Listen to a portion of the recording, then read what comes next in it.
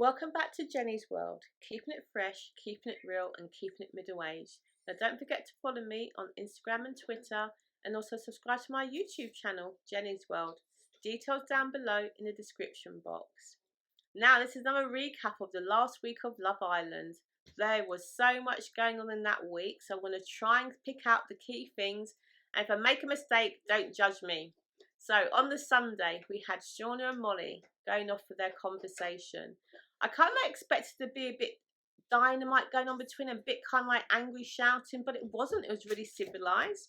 What surprised me was the fact that they were wearing the same kind of dress. I don't know, did they coordinate in the dressing room?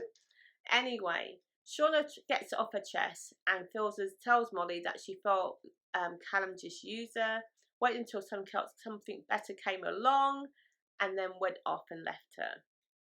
I kind of like feel as though it's a competition. That's what you're on there for. And ultimately, a lot of people keep saying we're there to find love. And if Callum didn't really feel it for Shauna, but he did for Molly, why is there so much unhappiness? I get that she feels a bit peed off, fair enough. But ultimately, Callum went with his heart.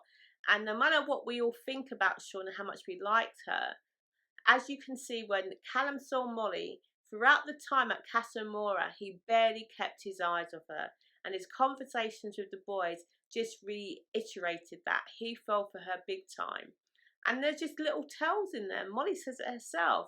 Well, on the day 3 was stroking my arm, he brought me tea in bed, and he opened up with his emotions and his feelings, and she was taken aback by that. And Shauna had to say, he never ever opened up with me, which makes her feel as though it was all a lie and that he was genuinely just using her. And from Molly's perspective, when she's listening to Shauna, she says it sounds as though we're talking about two different Callums. He wasn't like that with me. And I think for me, that kind of really underlines the fact that while Callum had a nice time with Shauna, if Molly hadn't come along, I think he would still be with Shauna. But if somebody, for him, he was looking for that one that gave the spark. And everything that we saw at Casa Mora, we never saw that with him and Shauna at the villa. So I think fair play to him. He went with his heart. And it's guttering that Shauna got left behind. But I think that's just life. And that is definitely Love Island. So at least the girls got everything off their chest. They hugged it out. And again, surprise, surprise, they came back to the villa wearing exactly identical denim jackets over their dresses. Who knows, stage, whatever, just a bit strange from my perspective. Now, while they were talking, Callum was talking with the boys about what was going on, and Mike was saying how nervous he'd feel if his ex was talking to his current girlfriend. And Callum was just saying he hopes, best case scenario, they come back friends and he and Shauna can be friends. In my head, as I'm listening to this, I'm thinking, you are not on this planet. You and Shauna are not going to be friends like that anytime soon. And that's exactly what happened.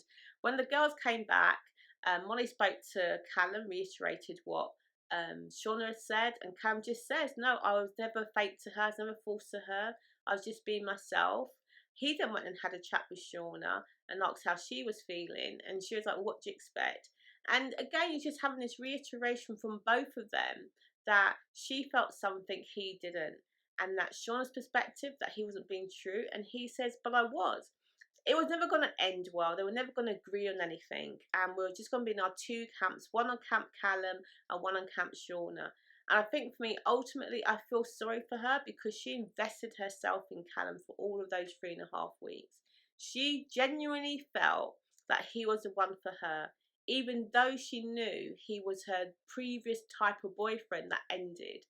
And I kind of think she's got to take a little bit of accountability for that, for just falling so hard so quickly. But let's pause on that and let's move over to other things going on in the camp. Now, Luke M chose Natalia to come back to the villa. And while at Casa Mora, she was all over him. And I generally thought, oh great, Luke M has finally found a girl and he's not going to be on his own. What happens? Oh no, Natalia all of a sudden has got the ick and doesn't fancy him, doesn't want to be around him. So Shanice calls it straight as it is. She just used Luke to get into the villa. And that's exactly what happened. And now you've got Luke just looking around so miserable. And we're all feeling sorry for him. After Jess, we now got Natalia. Just he cannot catch a break. But what can we do? We have to wait and see how things roll. It's nice to see Priscilla and Mike getting on well. Again, they look a great couple, so I'm quite hopeful for them carrying on in the future. So, next nice event, and I think this is what people really liked and were really wanting to happen, was Paige and Finn. Finn telling the boys that he's ready to take the next step with Paige, that they're just so natural together, and he's going to ask her to be his girlfriend. Wow. Did we expect that? Yes. Were they going to be the first couple? Definitely yes. So the boys then tell off the other girls what's going to happen, and it's all excitement. And I just think Finn getting his speech already all prepared and telling Paige how he felt about her, that was amazing. It was beautiful, and I really feel as though this couple are going to last and they're going to make it through. Then we have Naz talking about how he and Eva are getting on, how he wants to be affectionate with her. Now again, I feel really pleased for Naz. You know, he hadn't found his love. Demi wasn't the one. And Eva appeared to be the one for him, but I'm not so sure that she feels the same for him. But we have to move on, and things kind of like go on the pace. So then we move on straight into the recoupling. What is going to happen? How are things going to play out? And I must admit, I was a bit surprised by the three couples who got voted up there. But I wasn't surprised by Wallace. Not Wallace. I wasn't surprised by Rebecca and Jordan.